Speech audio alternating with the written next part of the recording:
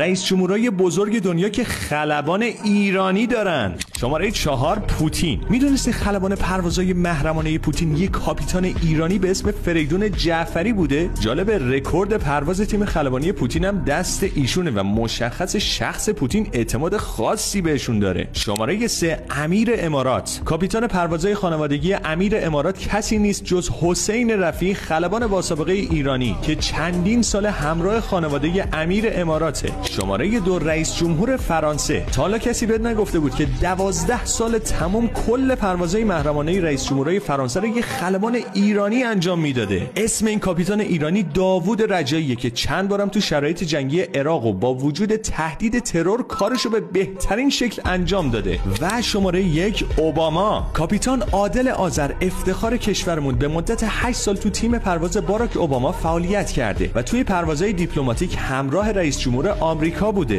پس به افتخارشون لایک کن و بفرست برای اون رفیقت که دوست داری باهاش خلبانی رو امتحان کنی.